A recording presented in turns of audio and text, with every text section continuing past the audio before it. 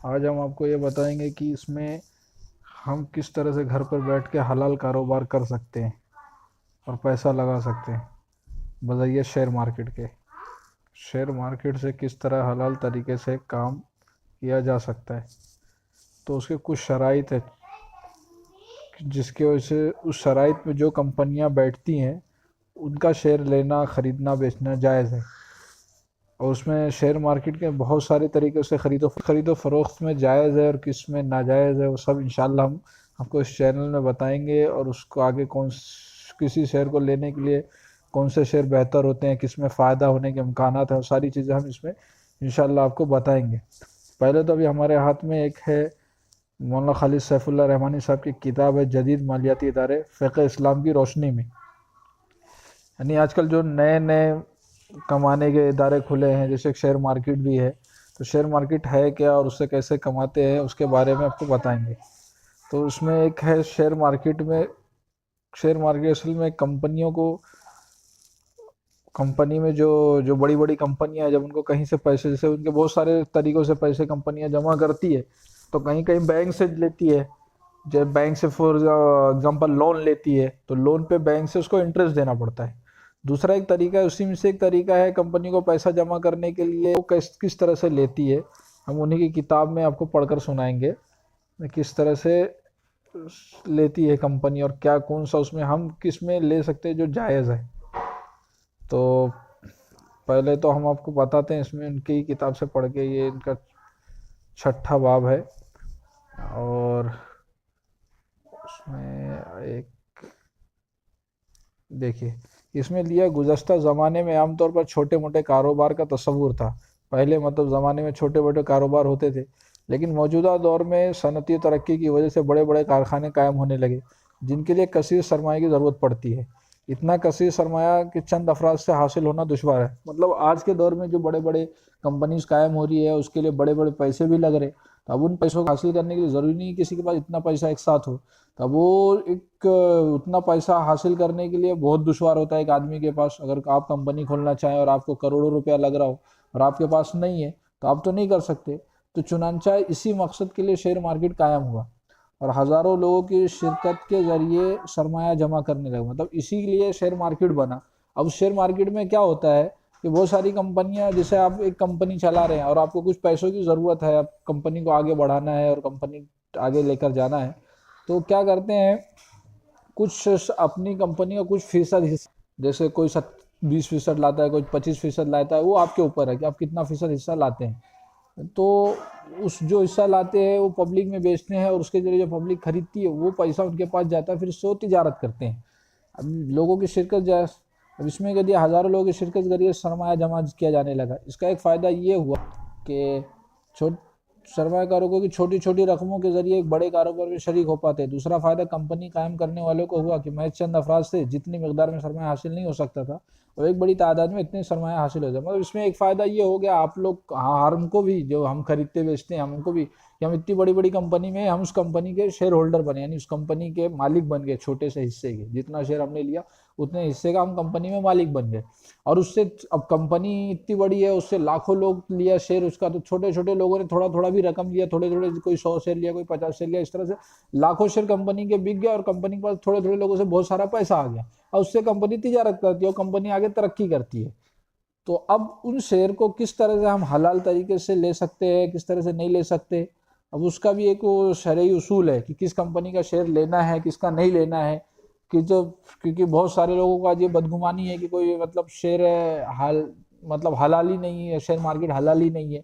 लेकिन उलमा से और मुफ्ती अकराम ने इसमें हलाल के जवाज हलाल बताया है कि क्या तरीके से लेना हलाल है, क्या तरीके से करना हराम है, हर चीज़ को तो जो फ़िक़्ह की रोशनी में जो उन्होंने उलमा ने निकाला इसको कि किस तरह से लेना हलाल है, किस तरह से लेना, कौन से शेयर लेना हराम है, कौन से शेयर में किस तरह की ट्रेडिंग करना हलाल है, किस तरह की नहीं करना जो हराम है, वो सब बताया गया। तो उसमें कुछ 4 शराइत हैं।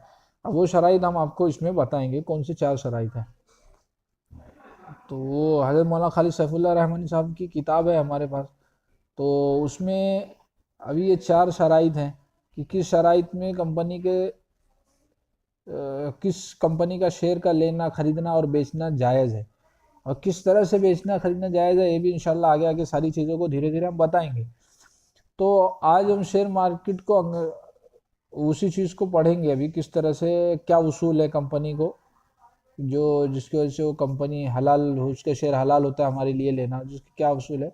तो पहला है उसमें उस कंपनी को तो उसमें अभी हाँ, तो उसमें पहला है कि कंपनी का पहला जो हज़रत मौलाना ने लिखा चंद जो मैं पूरा पढ़ देता हूँ जो मौलाना की किताब में लिखा है। चंद असहाब इल्म के अलावा इस दौर के अहले इल्म का इत्तफाक है कि जो कंपनियां दर्ज जेल शराइत को पूरा करती हैं उनके शेयर खरीदना जायज़ है, ख्वाह तिजारती कंपनी और सनती, इस्लामी बैंकिंग और इस्लामी इंश्योरेंस कंपनी शर्त इसमें जेल है। यानी कुछ उलमा का, जो दुनिया के सारे उलमा हैं बैठे हैं इस पर, ये लोगों ने ये शराइत निकाला है कुरान और हदीस की रोशनी से। तो वो उसमें से नंबर एक पहला शर्त है कि कंपनी का बुनियादी कारोबार सूद या किसी हराम सूरत पर मुबनी ना हो। यानी कंपनी जो कारोबार करती है वो कोई सूदी कारोबार ना हो, जैसे बैंक करता है। बैंक भी एक कारोबार करता है, लेकिन वो क्या करता है, लोगों को पैसा लेके वो सूद पे देता है। मतलब आपका पैसा रख लिया और आपको फिक्स एक अमाउंट दे रहा है कि आप 1 साल तक रखेंगे तो आपको ये 2% 2.5% हम सूद देंगे। तो इस तरह का कोई कंपनी नहीं हो वो। अगर आज के ज़माने में देखें, जो इंश्योरेंस कंपनी है, ये सब कंपनियां भी वही कर रही है, इंश्योरेंस वाली कंपनियां हैं, और आदमी जो इंश्योरेंस वगैरह करा रहा है। तो पहला शर्त यह है कि कंपनी का बुनियादी कारोबार हलाल हो, यानी सूद या किसी हराम सूरत पर मुबनी ना हो। दूसरी चीज़ें आ गई है, मतलब मौलाना ने इसमें बताया भी है, चुनांचे मरोजा बैंक, मरोजा इंश्योरेंस कंपनी, शराब फैक्ट्री, फिल्म इंडस्ट्री, शराब खंजीर या गैर शरई जबिया फरोख्त करने वाली तजारती कंपनी, मतलब शराब बेचने वाली कंपनी, या सुअर वगैरह के गोश्त फरोख्त करने वाली कंपनी, या असलहा फैक्ट्री वगैरह, शुगर फैक्ट्री, जिसमें मतलब शुगर फैक्ट्री क्यों हराम है अभी वो बताया कि क्योंकि गन्ने के भूसे से अल्कोहल तैयार की जाती है, और अल्कोहल तो एक अन्य कंपनी वाले खरीदो शरीफ जान नापाक अल्कोहल तैयार होता है उससे, और वो उसका खरीदना बेचना जायज़ नहीं है। इसलिए मतलब मेन बुनियादी उसूल ये है, पहला हम ये समझेंगे, पहला बुनियादी उसूल है कि कंपनी का कारोबार हलाल होना चाहिए। दूसरा यह है कि अगर कंपनी का बुनियादी कारोबार हलाल हो लेकिन वो जुजवी तौर पर हराम कारोबार में सरमाया करती है, तो ज़रूरी कि ऐसी चीज़ों में सरमाया का ठीक है 33% से ज़्यादा ना हो। अब ये दो दूसरा है वो ऐसा है कि कंपनी मान लो बनाती है, हलाल मेडिसिन बनाना, लेकिन कंपनी कुछ पैसा अपना, खुद कंपनी अपना वो किसी और ऐसे जगह बिजनेस इन्वेस्ट करती है, उतना कारोबार में पैसा लगाती है जो हराम है। जैसे कुछ कंपनियां फिल्म में भी पैसा लगाती है, और कुछ कंपनी अपना फिक्स डिपॉजिट में भी पैसा डाल देती है। तो वो कुछ हराम कारोबार में अपना पैसा कहीं और ना लगाती हो, जैसे कोई शराब की फैक्ट्री खोल दी हो, उसने साइड बिजनेस बनाया हो अपना, या कोई फिल्म इंडस्ट्री में अपना पैसा इन्वेस्ट की हो, तो वो कारोबार में मौलाना लिखा अगर कंपनी का बुनियादी कारोबार हलाल हो लेकिन वो जुजवी तौर पर हराम कारोबार में सरमायाकारी करती हो, यानी वहाँ पे पैसा लगाती हो, तो ज़रूरी है कि ऐसी चीज़ों में सरमायाकारी का फीसद 33% से ज़्यादा ना हो। मतलब जो कंपनी का टोटल सरमाया, जो टोटल कंपनी का वो है कैपिटल है, उसका जो दूसरे जगह ऐसे हराम जगहों पे इन्वेस्ट कर रही है, जैसे फिल्म इंडस्ट्री में लगा रही या कहीं भी लगा रही गलत हराम जगहों पे, तो वहाँ पे जो लगा रही वो उसके टोटल कैपिटल से ज़्यादा 33% से ज़्यादा नहीं होना चाहिए, 33% से ज़्यादा नहीं होना चाहिए, उससे कम है तो गुंजाइश है, इजाज़त दिया उलमा ने इसको लेने का। दो शर्त हो गई, पहला तो ये कि कंपनी हलाल कारोबार करती हो, हलाल कारोबार हो। दूसरा, अगर वो कंपनी हलाल कारोबार करती है लेकिन कहीं हराम जगह में इन्वेस्ट कर रही है, वो इन्वेस्ट 33% से ज़्यादा नहीं होना चाहिए। अगर वो 33% से ज़्यादा है तो कंपनी हराम हो जाएगी, उसका नहीं लेना। और अगर 33% से कम है तो इजाज़त है उसकी। तीसरा है ऐसी सरमायाकारी से हासिल होने वाले नफ़े का तनाफुस मजमूई आमदनी में 5% से ज़्यादा ना हो।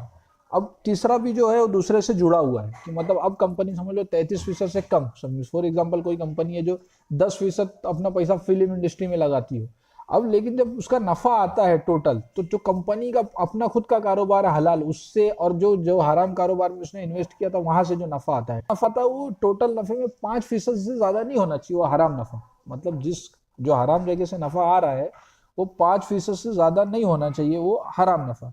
अगर वो 5% से ज्यादा हो गया तो वो हराम हो जाएगा। इसके लिए एक मिसाल से हम समझेंगे इसको, कि जैसे कोई कंपनी फॉर एग्जांपल 100 रुपये का उसको नफ़ा हुआ, जैसे समझो कंपनी हलाल थी, हलाल काम करती है, और उसने हलाल काम में हलाल काम की, और हलाल काम के अंदर उसको उसकी कंपनी का समझो 100 रुपया उसको उसकी कंपनी से नफ़ा हासिल हुआ। हाँ, अब 100 रुपया टोटल नफा, मतलब वो हराम कारोबार का और उसका खुद का जो अपना प्योर कारोबार है, पूरा 100 रुपया हासिल किया उसने। अब उसमें ये देखा जाएगा जो हराम कारोबार में जो पैसा इन्वेस्ट की थी 33% से कम, हाँ, उसमें उसमें से कितना नफा आया। अगर उसमें से 5 रुपया ही नफा आया तब तक 5 रुपए तक की इजाजत है, मतलब 5% की इजाजत है। लेकिन अगर 5% से ज्यादा हो गया, समझो 6 रुपया वहां से नफा आया और 94 रुपया वहां से आया जो उनका खुद का हलाल कारोबार है, तो वो कंपनी का भी शेयर हम नहीं ले सकते, क्योंकि उसमें 5%, उसके टोटल नफे में 5% से ज्यादा वो शामिल हो गया। नहीं, वो नफा जो हराम कारोबार से आ रहा है 33% में जिसकी इजाजत है, वहां से खाली 5% आना चाहिए। अगर किसी को नहीं समझ में आए तो कमेंट में लिख के दे देना, हम इंशाल्लाह उसको और क्लियर करके समझा देंगे। 3 चीज़ें हो गई। अब चौथी चीज़ ये है, ये भी ज़रूरी है कि कंपनी ने सूदी कर्ज हासिल नहीं किया हो। अगर हासिल किया हो तो उसकी मजमूई सरमाए की सीधी 33% से ज़्यादा ना हो। अब चौथी चीज़ इसमें क्या है कि कंपनी, बहुत सारी कंपनी अब कर्ज लेती है बैंक से। अब बैंक तो सूदी कर्जा ही देगा, बैंक का कारोबार ही यही है, सूदी कर्जा देना, सूद पे कर्जा देना और करना।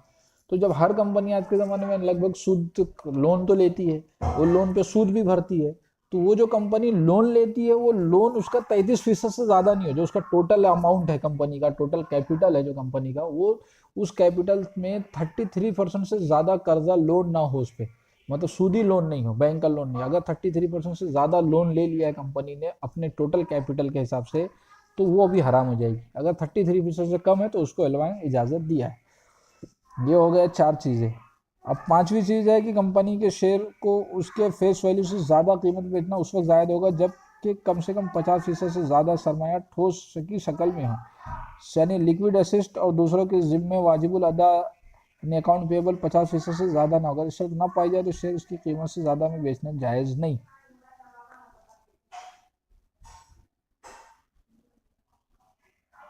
अब ये तो वो है, 5वीं चीज़ भी एक डाला है उन्होंने कि फेस वैल्यू से ज़्यादा, अगर कंपनी के शेयर को उसके फेस वैल्यू से ज़्यादा कीमत पर बेचना है, यानी उसका जो कंपनी का, हर कंपनी का एक फेस वैल्यू होता है, किसी का 10 रुपया, किसी का 5 रुपया, किसी का 10 रुपया।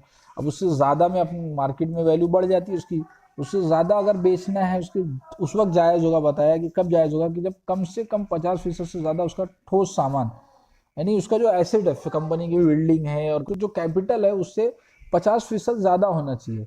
मतलब उसके लिक्विड एसेट्स, यानी जो लिक्विड अमाउंट है उससे 50% ज़्यादा उसका अपने खुद की बिल्डिंग और उसकी कंपनी का एसेट ये होना चाहिए। ऐसा नहीं हो खाली लिक्विड लिक्विड पैसे से पैसा बन रहा हो, ये नहीं होना चाहिए। तो अब ये तो सारी शराइत हैं। अब ये सवाल पैदा होता है कि जिस कंपनी में जो हराम कारोबार 33% से कम भी है, 4 चीज़ें बताई गई। पहला ये बताया गया कि कंपनी कारोबार हलाल हो। दूसरा ये बताया गया कि कंपनी जो अपना, कंपनी, हर कंपनी कहीं ना कहीं इन्वेस्ट भी करती है खुद का कारोबार के साथ साथ, तो वो कहीं ऐसी जगह, हराम जगह पे इन्वेस्ट ना कर रही हो। और अगर हराम जगह पे इन्वेस्ट कर रही हो तो वो 33% से ज़्यादा ना हो। अब उसका फिर सवाल ये होता है कि वहाँ से नफ़ा, कुछ उसका खुद के कारोबार से भी नफ़ा हासिल होगा, कुछ जहाँ हराम लगाई है वहाँ से भी नफ़ा हासिल होगा। तो वो जो टोटल नफ़ा आता है, तो टोटल नफ़े में जो हराम जगह से नफ़ा आ रहा है, वो हराम जगह में, तो टोटल नफ़े में 5% से ज़्यादा वो हराम नफ़ा नहीं होना चाहिए। अगर 5% से कम है तो वो हलाल होगी। और फिर ये है कि अगर वो 5% से कम है, चलो 4% है आ रहा है, तो कंपनी बाज वगैरह डिविडेंड देती है। बहुत सारी कंपनियां अपना, उनका जब एनुअल मीटिंग होता है या 3 क्वार्टरली मीटिंग होता है, तो उस पर डिविडेंड ऐलान करती है कि पर शेयर, एक शेयर होल्डर पर शेयर पे हम 1 रुपया देंगे, 10 रुपया देंगे। तो वो जो हमारे, वो हम उसको प्योरिटी अमाउंट है। अब आज के दौर में ये, अब ये किस तरह पता करे, इतना सारा, हर एक की बस की बात तो है नहीं कि हर कोई तरीके से आसानी से निकाल दे। तो इंशाल्लाह अगली वीडियो में हम ये भी बताएंगे कि ये किस तरह से पता करें, किस तरह से हमको ये हलाल कि कौन सी कंपनी हलाल है, कौन सी हराम, आसानी के साथ किस तरह पता करें। आज के लिए बस इतना ही इंशाल्लाह। और वीडियो अगर पसंद आए तो लाइक और शेयर ज़रूर करना।